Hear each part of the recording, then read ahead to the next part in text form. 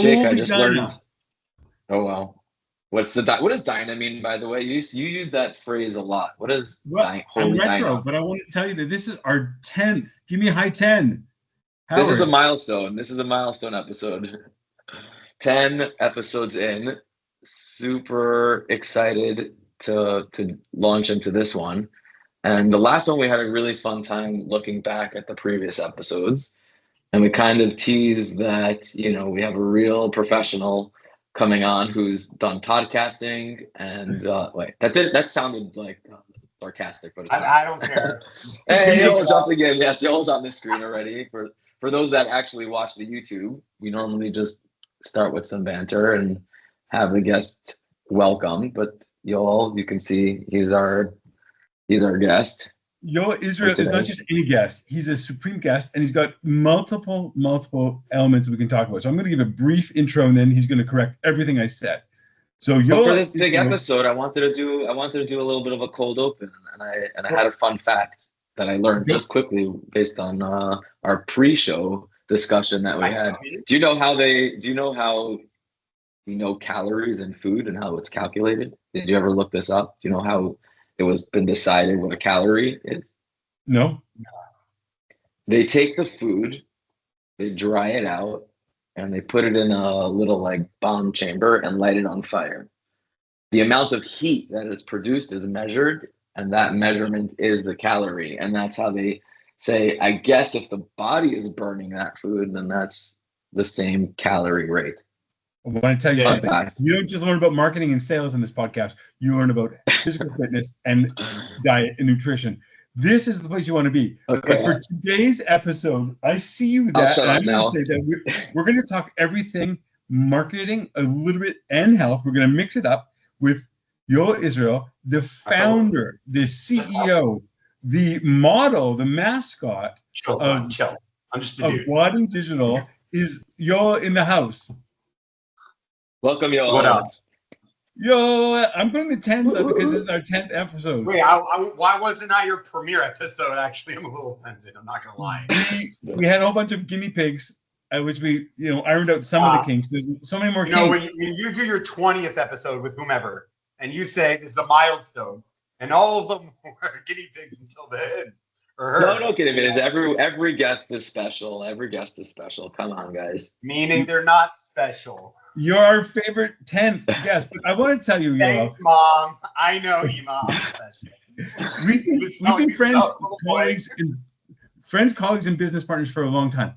And if I look at your LinkedIn, let's say that you're a LinkedIn, celeb of sorts. You have Wadi Digital, Cyfluencer. You've got so many titles. So did we introduce you properly, or should we have discussed something else? I don't know. I'm Yoel Israel. I love everything about marketing and media. I run an 18-person tech marketing agency in Israel. We're all immigrants. We do advertising on all channels, SEO and GEO, of course. We totally moved to AI search. Social media on all channels, community management, video editing, and influencer marketing for cybersecurity. We have a cybersecurity platform called Cyfluencer, but we built 7 years ago because clicks for cybersecurity advertising was too expensive and they weren't converting into opportunities. So we built a platform. Extremely successful. And my new brand is israeltech.com, but really we're a new media company elevating Israeli technology in English where people spend the time there most, their favorite social media platform. We're on 10 platforms and we're bringing the tech ecosystem into the future. Holy Dinah. So it looks like we've Well, got to extend this That's episode. good. That's like a million other things I do that you don't even know and you don't want to know. Yeah. Okay, so I want to go back to first principles because we met in a LinkedIn beginning. So I don't know. I know things have expanded and gone multiple ways there, but a lot of the folks, that's where we met. That's where we all met. So let's just hug it up 1 second. Okay, hug it up. Okay, back up. I'm saying I originally met Yoel when I was at Penguin, and he was doing the LinkedIn advertising on their behalf. Yeah. So I remember back then, like LinkedIn, there's so much. It was about lead generation on LinkedIn. I know that things have, thought leadership is all it, and then there's, message spam. So, realistically, can you give us an idea as to where LinkedIn is effective? Do people who really click on ads? Like, let's just get a sense of what's real versus what's hype. Thought leadership, ads, paid promotion of content, message spam. Can you give us a bearing as to what is 2025 on LinkedIn that works for, reaching those executives? Advertising wise, the targeting is just as great, maybe even better. LinkedIn. Getting clicks is harder, but that's fine. Getting leads is harder, but still totally doable. Even the cost per leads are okay, going up a lot. The biggest challenge, especially executives, of course, which is why I built Cyfluencer, because if you wanted to get CISOs or security architects at enterprise in the States, it was costing $50 a click on the high end. I mean, that was 7 years ago when I went out on to create. No, it's in the hundreds. Now, whatever. I don't want to think about it. It's crazy. Anyway, the problem is how. And by the way, these security professionals don't fill out leads. They're like, what? Some cybersecurity startup from a logo I don't know. I'm going to fill out a lead, and their entire life is a life of like paranoia and is this phishing? That's how they see it. It's, everything's a threat. Which is why we built Cyfluencer, because you need influencers to promote it. Anyway, Cyfluencer is like my smallest business. But the point of regarding LinkedIn is that how do you get those leads to become opportunities? You can't do it with LinkedIn alone. Period. Full stop. Beautiful. I agree. So this became I'm not even like you could, whatever. It's possible. Long game is great awareness. It's good for events, like advertising events and things like that. Kind of like really quick, good awareness, touch play, good touch points. They still have text ads, which cost like nothing. So they're just worth putting them up there. Maybe like reminder and impression. It's good for remarketing. If you've got a lot of audience on your website, you can do remarketing and then filter LinkedIn targeting on top of it. So you know they've been on your website and in your right audience. That's cool. That's good. But that's obviously limited, not scalable. I mean, it's very far from scalable. So like this is how to use it. I mean, at the end of the day, unfortunately, what was the best feature of LinkedIn, period, was the networking, the messages. And LinkedIn has run itself to the ground with the UX and UI. I'm getting more networking done in X messages where there's zero spam on Twitter than I am on LinkedIn, which is just full of spam. So I want to go to X. This is great because I think most people are still in the triad of, sales operations run on calls, emails, and LinkedIn. And so you're actually telling me that from a marketing point of view, the primary purpose here is to get visibility and awareness on content. And that's where we go back to content and thought leadership. That's the primary. I want to challenge the whole premise because everyone goes on this certain premise and similar you're saying. People talk platforms. It is the very wrong way to look at it. You need to understand human attention. We need to talk how individuals consume things. So it's how do people consume things on LinkedIn? How do you consume emails? How and when do you pick up phone numbers you don't recognize? Right? So it's like, obviously, you speak to a salesperson, let's say just cold calls as an example, they know the first moment is imperative. It's about their attention, right? It's not the phone call. It's about how you use it. It's having the end user in mind.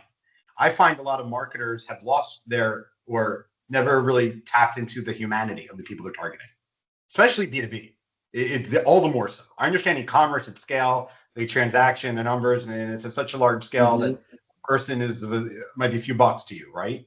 As opposed to B2B, where it could be for our clients hundreds of thousands $100,000 a year. So it's no one's thinking of the end result. Like my favorite thing, this is gonna sound super creepy, but whatever. One of the things I love to do when it comes to understanding attention is watching people on the train, young people, how they choose their phone. How do they go from this app? That's kind of the shares thing. By the way, I'm not joking. Like people under 25, 30, scroll like. They don't even look at the video. It's someone they know. This is what's happening. And then someone who doesn't understand human attention is going to say, oh, use Instagram and everyone's on it. Your audience is on it. You're spending the time. Look at all these. And it's all true. But how are they consuming it? What are they actually watching? The stories. Yeah. Right? But people don't message on the stories. But people also want you to know that you saw, if you go to stories, they know that you saw their story. But they don't know that you saw their post. There's a whole psychological social play. This is just Insta. I don't even talk about B2B. I'm just talking about seeing your friends. Wait till we talk about businesses and sliding into messages. Now hashtags are dead. Now, like the whole thing is how things are changing. Okay, so you need to understand the end user. We're talking to humans.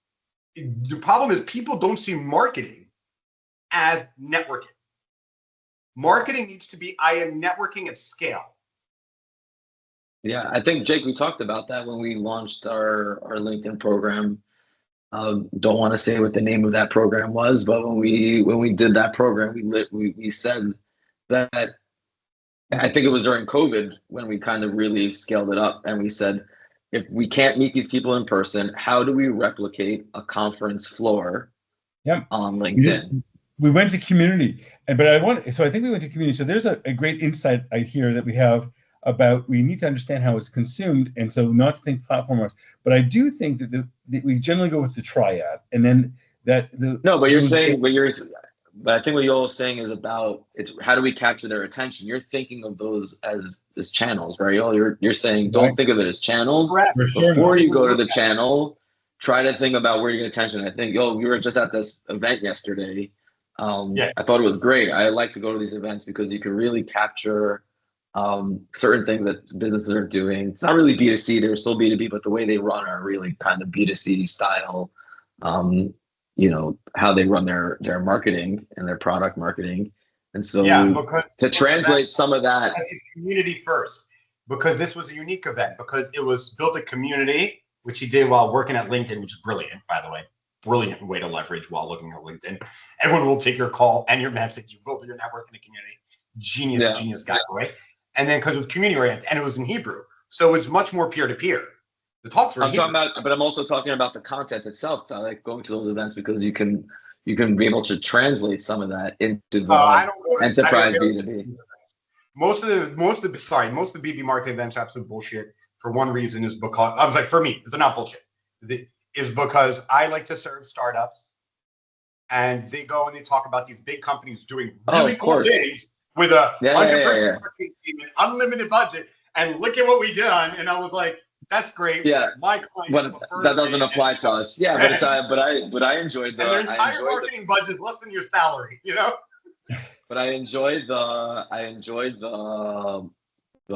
creativity. At least coming back with that energy and that framework on how to be creative. If you have a 5+ marketing team in house, these events are terrific. Yeah, that big. If you're a large company, for sure. Then you might be. Then they may be terrific. Depends on you what. But they're worth the 10. But whatever. That's my opinion. It doesn't matter. I know you're talking about this. But at the end of the day, when I'm thinking about marketing events, I'm there to network. I talk to people. I want to talk about getting into the executives, and I know that you created this influencer program because we said that when we go to a marketing conference, we're a little bit led astray because we think everyone's kind of like us, and we even saying Instagram. Most companies don't sell to people who are on Instagram. Yes, there is that audience. Well, because I know that. I know the ICPs that we're talking to. When you talk in the vast majority, we're talking to people who are 50 plus in certain industries. So I do know. So it depends on the industry. So that caveat is given. But I want to talk about different ways. Like interesting insight. I mean, we have that, but we are fighting always the battle for attention, and we often think that we go to the same places. There are Instagrams, there are Twitters, but the number of people who are spending time on media, that's very challenging. And so we are very limited in terms of our platforms that we can actually try and get attention. Stop giving you platforms, Jake. Think about what they do during the day. So let's say you're an executive. Give me your persona. Well, we can talk about certain bankers who actually don't have access to these media. We can talk about different, there's an interesting site where I have. Give me one, Jake. I'll flip the script. Transportation directors. Let's talk about transportation directors. Tell me, what city? Where America. America. They're America. Where? What city? Any city in America. No. Give me a transportation. What? Where? University. University. Like pharma's big in South Jersey and Philly, right? If you want banking, we talk New York. You want media, we talk in LA. So let's talk specifically. Let's go with pharma, and let's build this out and say, here we have very limited attention for digital media. And so when we go and riff on, why don't I go into different platforms, that's great. Or why don't I think about, where I get their attention, maybe it's not there. So I want to hear about some of the creative ways that as an agency, we should be thinking about this, because here we have a pharma executive who's not online.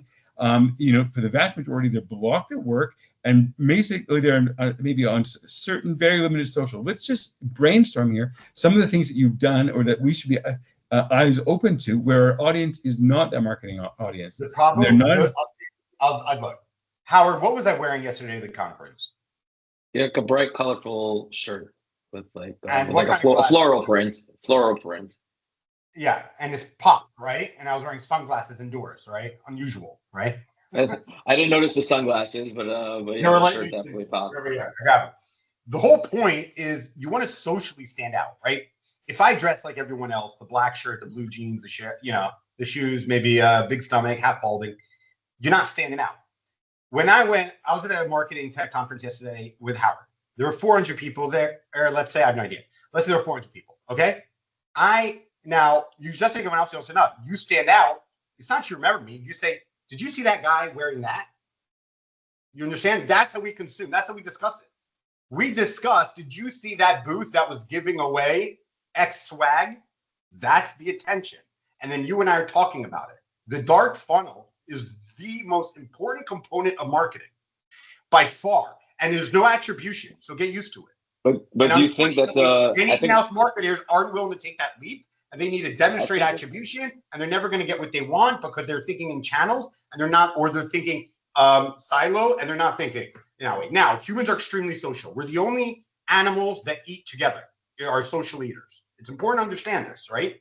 So there's a social aspect of us together consuming things that actually gives us meaning. And that can even happen in advertising and marketing. Why do people protest? It gives them meaning in life. Usually people that are radical protest regularly, it's because they might be feeling a meaningful thing. Some of them, not all of them. But there's social community. So when you come to an event, we all consumed something together at that event yesterday, Howard. Okay? It could have been a big sign walking, and it could have been that. And if you make it pop and memorable, it's a reference point. If you integrate it into the culture, it's memorable, and then other people reference it past that day. If it becomes part of the culture. Everything's downstream from culture, and marketing and media needs to move upstream into the culture so they can find things down. Let me give you an example of how we can do that in advertising, but I'm not going to talk digital. All right. So let's say you wanted to target, you didn't really give a good persona, but let's just say we want to target finance executives in New York City. All right. Let's say the CEOs of insurance and finance companies, we know where they are. We know where their offices are. All right. Great. We send in ads to every single person working at these organizations that you want. Digital ads on their phone on LinkedIn. All of them saw it, let's assume. It won't be whatever, 30%, you had unlimited budget, right? I saw the ad. My boss, I don't know if he saw the ad. I didn't tell him he saw the ad. He didn't see the ad. His boss didn't see the ad. Did they? I don't know. My assumption is I saw the ad and only I'm communicating with it. But in B2B, you're speaking to human attention and grabbing company's attention. There's two. It's not about channels. It's about the company and not. So you may have gotten, let's say, 1,000 out of 3,000 important impressions of important people at that organization. But none of them know the other person saw it. Scroll past, especially because it's an ad. Now imagine this. Outside the office, right, midtown, where all the finance, you have a massive billboard. Now we're not tracking it. Now I walk in the office. Howard, you're my coworker. Jake, you're the big boss. Did you see that hilarious billboard outside? Well, you use the keyword right there, hilarious. So it does depend on the creative. You can't just put out a random, that ebook style doesn't work. advertising. Doesn't work. So that's what I'm saying. Opportunities. It's a good way you can collect emails and do email marketing, nurture them in the long term, and all this and that. But at the end of the day, what's going to happen? They're going to leave their job, and the email's going to bounce. Great, well done. It sounds to me that you're very much leaning into guerrilla style marketing. We've moved. Billboard is the oldest form of advertising. Yeah, we have direct mail. We've returned to direct mail. Billboard is not guerrilla. I just think of it's not. No, there's lazy advertising and there's effective advertising. It is lazy to think I'm going to throw more money at LinkedIn, and I'm pro spending money on LinkedIn. We spend a lot of budgets on LinkedIn. LinkedIn alone is not going to close business and be. LinkedIn gets a lot of money for advertising. Yeah. Let's just be honest here. No, I know, but I'm sorry. But ask them where. Look at the CACs, the customer acquisition costs have gone through the roof, and then you look at pipeline, where's it coming in? And most from advertising, the overwhelming majority of pipeline did hit Google search. Like you can't do LinkedIn without Google or search. Let's leave it at that. Because with the whole AI SEO, I can talk about that later. Whatever the attribution is. But actually, Yoel, I agree with you. These days, I'm kind of saying when it comes to advertising on LinkedIn, when the conversations turn to the opportunities, here are the accounts, here are the people. What can we, we spent X dollar. What was Y result? And lately, I answer back with that. Would you rather these people not see the message? Because all we're focusing on is on message delivery and getting the engagement if you want to see the ROI, would you rather save the money? So let's make the decision on whether we want to save the money, not whether we want the ICP to see the message and talk about it, like Well, you're seeing saying. the message is important, but they're not going to talk about it because they forgot it. I'll give you an example, Howard. All right. Were you on LinkedIn today? Yeah. Okay. Name me one ad you saw. I don't recall the ad. That That's was today. exactly the point. 3:30 p.m. You see what I'm saying? This is today. I'm talking. You were on the last hour. You probably looked at my profile before you read the bio. Like you didn't see. You saw an ad, but you didn't. Yeah. No, I notice it. love the What are you talking enthusiasm. about? No one. I'm seeing young people on Insta in their mid-20s scrolling their friends, no ads, hitting a like without watching. It's insane. Yo, I have a question for you. You work with. I love the enthusiasm. I love the creativity, but there is an accountability, especially with dollars being spent. So what then? How do you, when you Correct. work with your clients? What's that? You are correct. There is. Let's talk about accountability measures. Doesn't have accountability. The problem is most of the market. There are very few marketers that understand that and look at marketing as a whole, and that understand advertising is one part, and that they're not going no silo. Rarely, no silo method is going to be ROI positive. But So are you saying you, in order for marketing to be effective, you typically need like the 360 campaigns that people talk about? So you run your ads, you run your search, you run your PR. You have to do everything? No, you don't have to. No, not at all. But it's not siloed. Like you say, I'm just going to do SEO, and you're putting all your money in ROI for SEO, and I think SEO is the best ROI long term, medium long term by far, by the way. Then like you're not going to see it as much as you're going to be able to do it, or just ads, or just social organic. At the end of the day, you need more than that. Community building. You need socializing. You want to know that I saw an ad and you saw an ad. I give you an example. Are you familiar with the Babylon Bee? yeah, of course. It's a very important. So I had no idea. Okay, you knew that. We never mentioned it. I can mention some satirical things and even some references, and you see, that's a culture reference, and they don't do ads, and they're all organic and community, right? They have subscriptions, and so you would think, how do we know? How do they measure it? This is a very important touch point. We're talking about Babylon, and now people are going to hear it and go to it, and there's no attribution to their social organic. And they're going to look at their social organic, and they're going to say ROI negative. True. But no, they don't. They don't do that. They don't do that. But I know they don't. That's what a startup would do in B2B. They're different. But that's what you said earlier. But that's what you said earlier. So how do we focus it? Because you said earlier we can't, like when we went to the event. Yes, there are people that go there with big teams and big budgets. But oftentimes the vast majority of companies and the vast majority of clients maybe that you have, or percentage of them, don't have that level of budget. So bets do need to be made. And when you make bets and you're answerable to that bet, I don't want to use the word attribution because, me and you don't like that word either. We don't like this idea that B2B buying is linear and can be dollar in, dollar out. But the reality is that startups do need to make choices. Of course. So what's your question? No, So the question is, how do we adjust this thinking of that we have to kind of be omnipresent, build a brand, drive revenue? How do we do that as a smaller startup with limited budgets? When it comes to marketing, there are three primary resources. Okay, there's your budget, of course, the one everyone thinks of. The second is your time, which in my opinion is the most important if you have the balls to do proper marketing. And then the third is your content. Those are your three main resources. Okay, now. The thing is that you need to see what is the least fungible. The least fungible is what content you have to play with. You start there. The money comes last. And then based on my content, let's do long-term interview. How much time do I have? Am I going to edit them into shorts and reels and use them? Or am I going to use my money to hire someone to go ahead and edit, right? You start with your content. Your content is what takes your product and brings it to the world. Yeah, you say content, but I'm gonna bucket messaging in there as well. Message, creativity, everything related to the creation. Yeah, sure. Everything related to your output. I would fall it under video, social, blogs. Whatever, I don't want our audience to get confused that content just refers to, let's say, blogs or something like that, or website copy. That all falls under. I put that all. Yeah, I know. I just want to. Okay, so let me continue. So you need to understand that you need to start, the first thing people need to start with, understand where they are, start with your content. What content do I have? what can I leverage? Or if you think you need others, is it worth go ahead putting if there's content you want that you don't have, it's created, that's going to take up both your time and your budget. Even if you hire someone, you got to manage it. Okay. The thing is that when people look at what is my budget, what is my budget? What content do I want? Then they don't have enough time to leverage or, Jake, like you say, guerrilla market or to get the most out of that content. Therefore, wasting their resources, not getting the proper reach that they should be getting. And so what do? They do something which is very normal in economics, but not good in marketing, which is called specialization, where you say, I'm going to over-focus to make sure everyone on LinkedIn sees my ad a certain amount of time.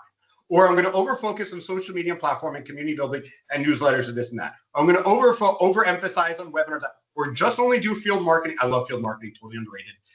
Just that, you know what I mean? Just at the expense of it. Very time consuming, very expensive, but I don't have any content, so I'll just do that. So what happens is that people specialize because you feel you get the more bang for your buck. There's scalability of your time and money.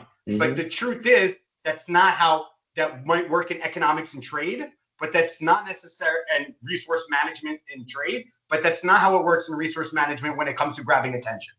Because at the end of the day, our goal isn't leads. Our goal is attention.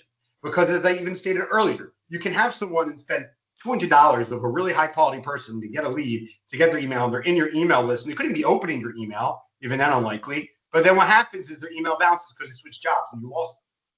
Because all you saw was a persona and a platform that you collected it on. You didn't think of the attention of how I can build long term, which is why I think networking is a primary part of marketing. Networking dinners is huge. Yeah, that's something that we're kind of thinking of as well. As you build relationships with people enough to the point where they leave to a similar position or promote another company, they have you along with them. This sounds, it's exciting, and I love the approach that it's all about the content and but it's about the messaging and then the distribution of that message. And I think that that's a very right way of looking at it. There's a lot of leeway that we've built ourselves here by not saying which part of the mix. And so we just say that the bigger mix. Now, imagine you're into a resource discussion about, there's a resource that a company has to allocate to either this or this, either marketing or other. So how at a young stage can you argue beyond? You make a bet. What's that? Right? You make a bet. You have to make a bet. Well, at some point, you do have to make a bet. Everything's a bet, by the way. Nothing's guaranteed.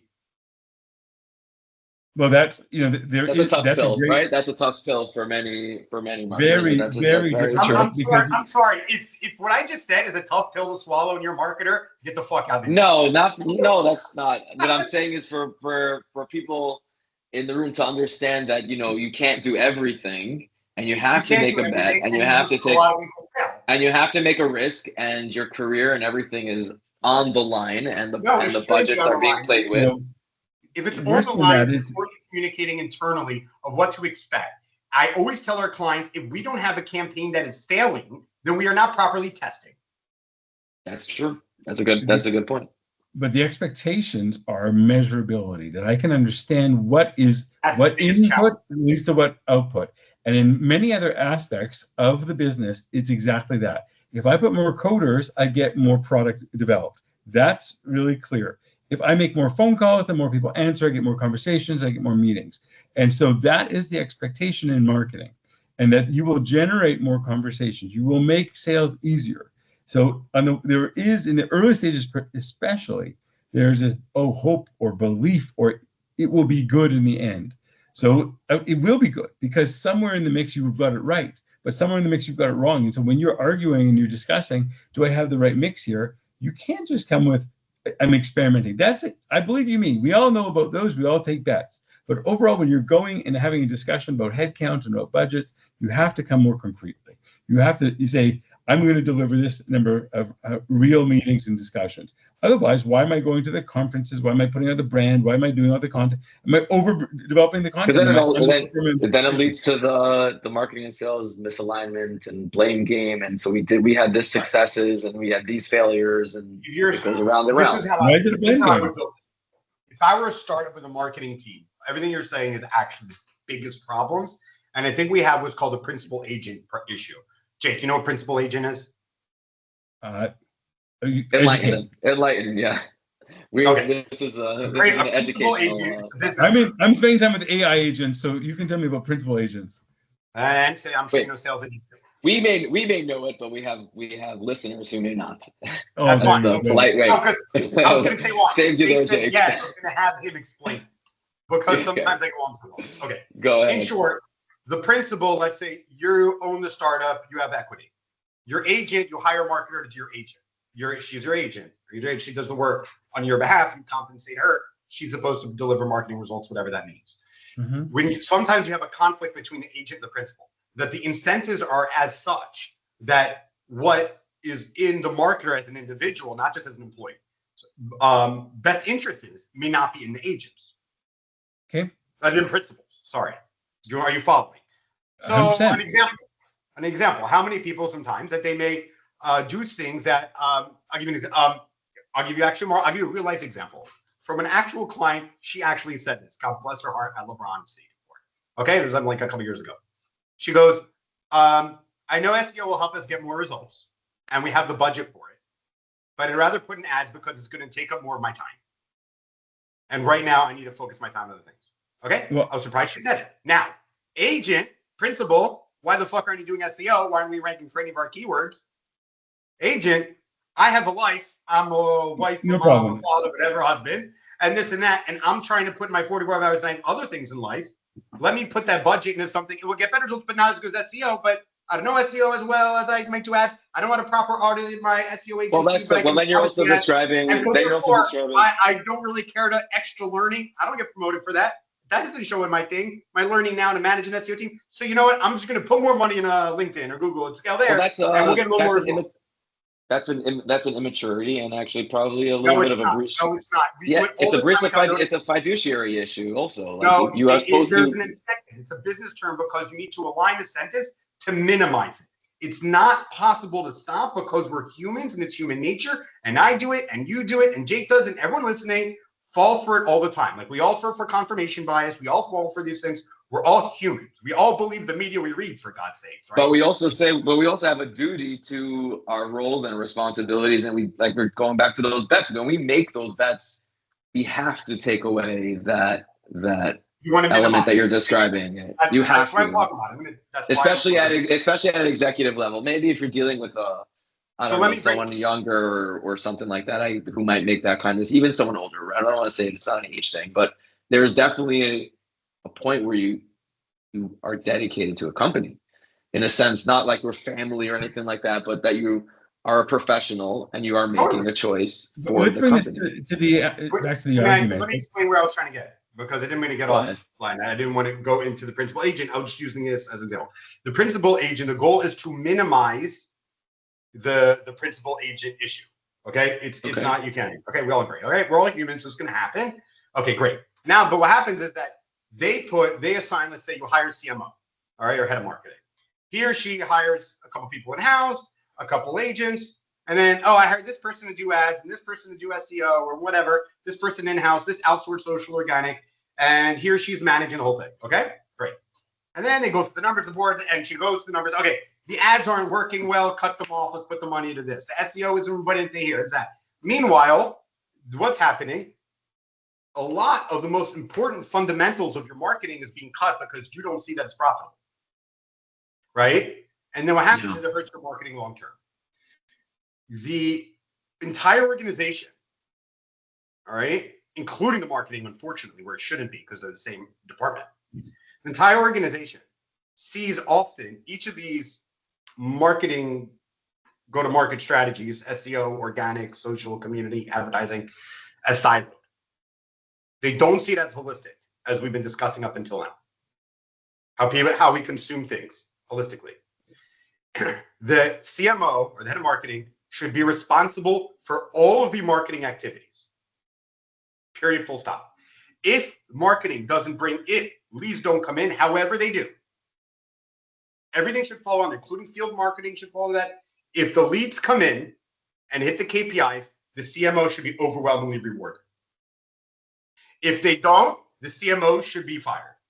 And that's it. And because the people working under them, the job of the CMO, the head of marketing, is to holistically combine everything So we're able to hit people different ways. What's happening now, in my opinion, Jake, I see you disagree. It's what Well, I want to engage. Yeah.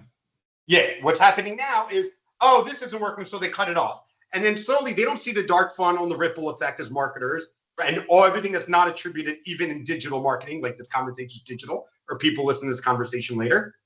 And then it ends up giving you a slow death spiral.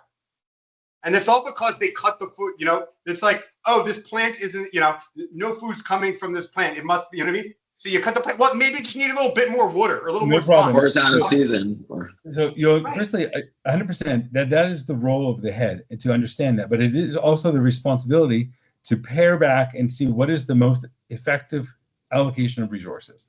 And so too, when you're leading any organization, if it's the operations, if it's the finance, you're going to, fine tune that. But so overall, you're making a case that overall it delivers. That's the conjecture that you're putting through, that let the leader of marketing deliver the brand holistically, deliver the results holistically, even though not everything is necessarily attributable and accountable. That's the argument. Yes. Yeah. And I think more emphasis needs to be on dark funnel. If you ever looked at Google Ads demographics of any of your ads you ran, maybe 60% of the demographics is unknown. The age, the gender, the income, okay? It's more than half, okay? I think they should rename it to dark funnel. No, right? As a marketer, but obviously they're not going to. Does it make sense? But because you have to understand, these are real people. These are real individuals, and even Google, that has cookied the shit out of everything, is listening to me on my phone, listening to me on my computer. I'm very pro Android. I'm in the Google ecosystem, Google Business, everything. They know everything. And they still can't get 60% of the high-end people I'm targeting in America, right? Where they know everyone about everything. And so and they buy all kinds of other third-party data too. So you have to understand that, if Google can't attribute, how can you, and for their Google ads, no less, not even their organic, how can you attribute? And so that needs to be understood that marketing as a whole, all leads that come in, even what you think isn't marketing, that was a friend of a referral. No, marketing budget. It all falls under the marketing, because the best way to divide it is all pipeline is marketing, and that all falls on the head of the CMO, and they should be rewarded much better when they do well, and they should have much less grace and fire faster, not the people doing the work. Their responsibility is tying and stringing together the different channels of marketing. Yeah, Jake. I think that firstly, Yoel, I love the enthusiasm and I love the direction. One of the things it's an important message. Yeah, it's an important message, especially in lean times, because generally there's when budgets are tighter, there's a real focus on what's working. And I see it in every part of the business. Is this system necessary? Is this outsourced person necessary? And so we go through that.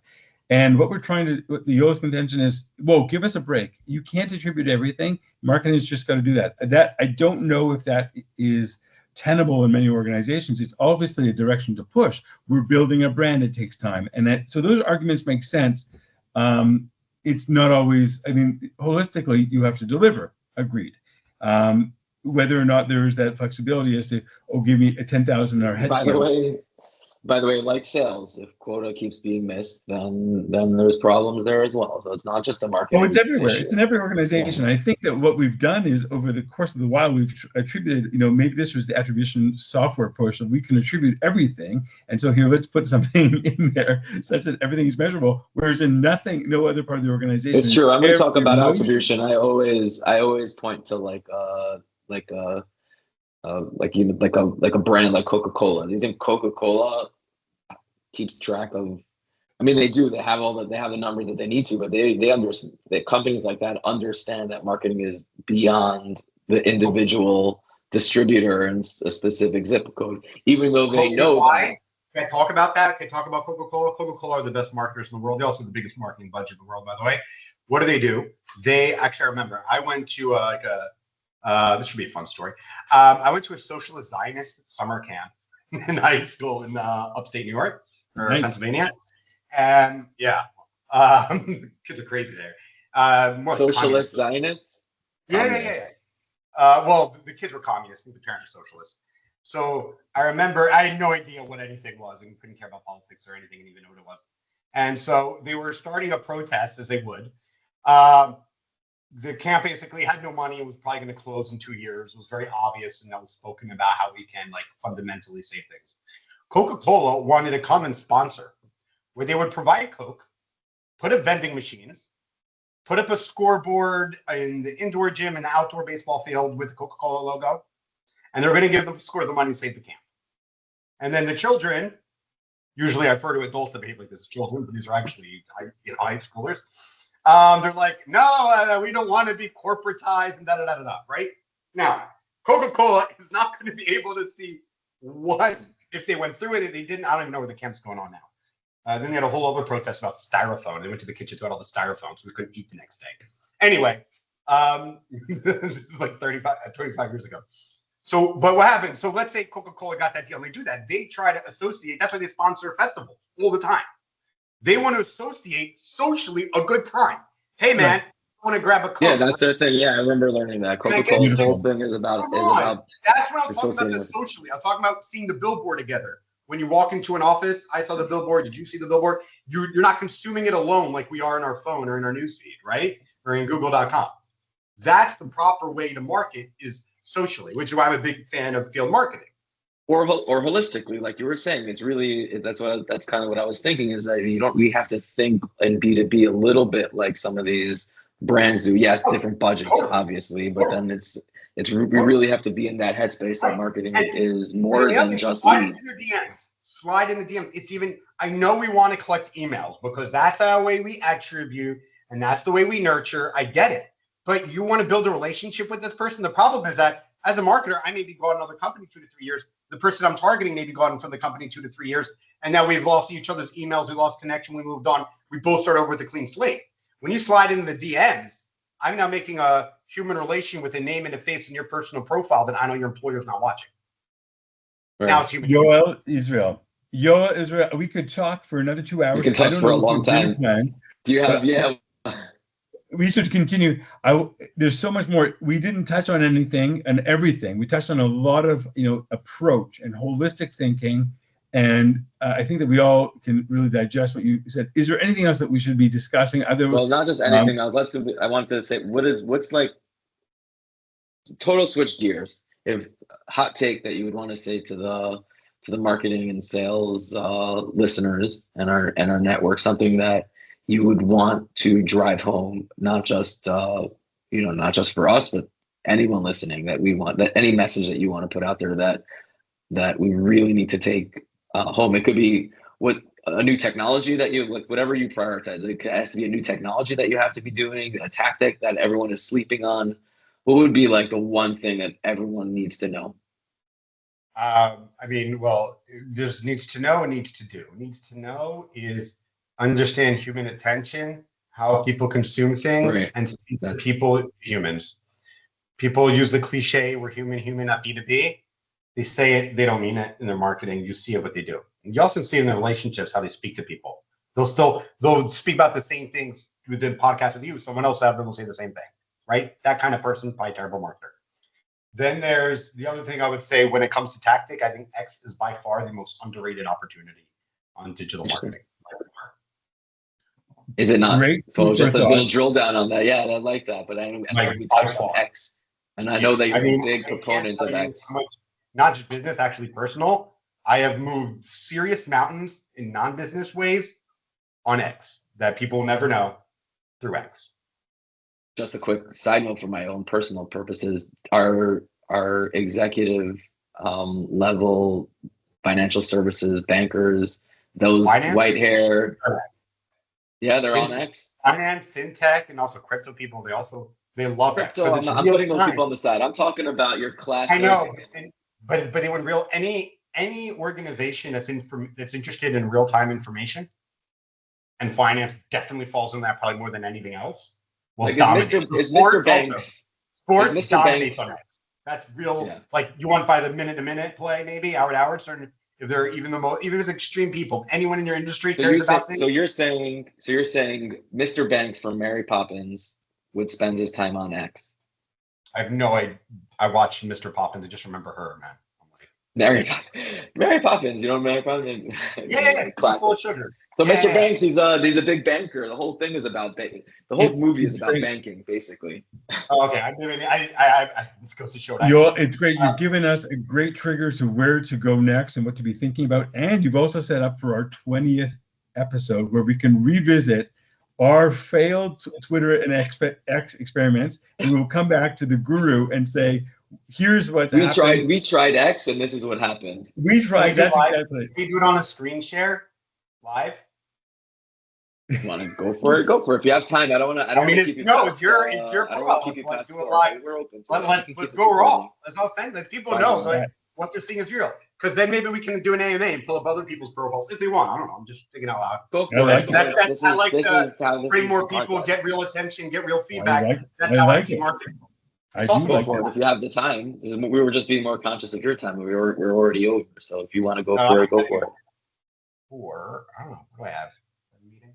Yeah, I got a call for. I gotta go in a few minutes. So anyway, thank you for having me on. Go to X. Thank you so much. I run a one. No, I do want now. Wait, you held this. Now we have to have another episode because now you said you wanted to do a screen share. So now we're curious. Totally, yeah. I mean, people need to know what's going on. People don't know because when you talk about X, people are scared about it because the media lies to them and they don't understand what it is, and so therefore they stay away from it. By the way, I'll give you some examples. I've heard this a million times, at least half a dozen times in the last year and a half. Is that someone would say in-house B2B social media marketer, okay, at a tech company. Mm-hmm. All right, he joined. And what platforms does he get active on? An Israeli. We're going to be on LinkedIn, Facebook, and TikTok. And I'm like, why not X? I mean, if you're already going on TikTok, what do you mean? Everyone spends their time on LinkedIn, Facebook, and TikTok. I'm like, no.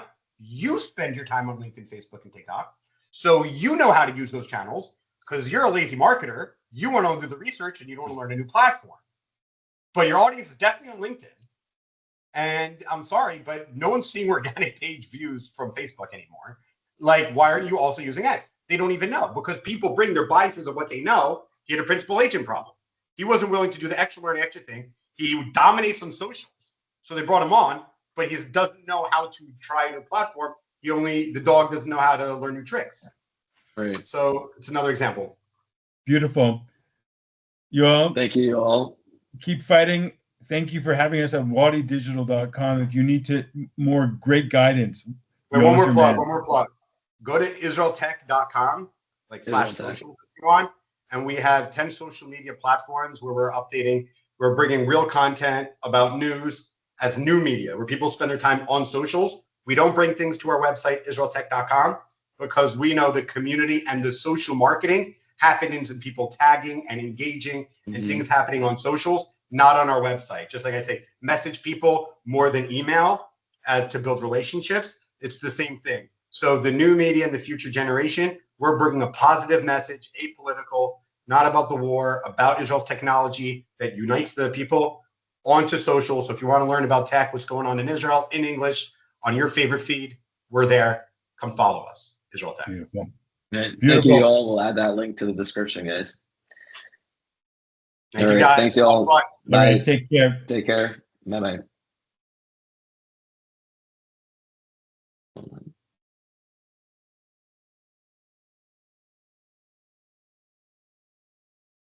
There you are, handsome. I thought he was going to hit end broadcast. Are we still recording? Yeah, still recording. I thought he was going to hit stop record, and then we talk. Howard. Wait, I'm still on here. I'm still here. I hit leave. We're still recording, buddy. I was sitting there. I thought you were going to hit end broadcast or stop recording. No. So we do this to our guests. This is kind of what keeps it raw. Our guests drop off. Like we say bye, and everyone, and our guest ends. I mean, podcast, you want to stay on. And then we talk behind our guests' back. Oh, that's fine. Great. I was talking about behind your back too. Great. Look. The one second we got off hour, me and Jake were like, that motherfucker. You're like that loser. Who's that guy? Who's that Howard guy? It was super. I mean, we'll just do the rap with Yoel. It was super engaging. Yeah. It was super engaging, and I like how it's. Generally, it was so difficult to get any ideas that were controversial or countercultural from our guests. I mean, one of the things about Yoel Israel, if he's he's really that guy in the Hawaiian shirt that is thinking different and pushing different.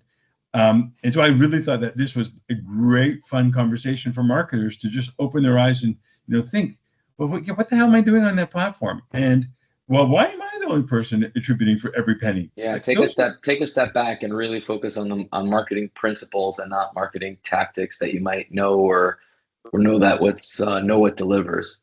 Yeah, I really like this. Marketing can't be taught. It's a personality and intuition. Then you teach the person. I do like. I love the I think that it's traditional marketers are not ignoring those messages. I think that they're just not as pronounced, and we aim for those, but there are certain things. Obviously, we think about message and platform and where we can and attention. We can think about those things, but to that extent, so it's good to have someone to push you back to the edge. I like the discussion, very engaging and so animated. Yeah, and I enjoyed it too, Yoel. Thank you again. And this is looking forward to we did make a commitment to 52 episodes.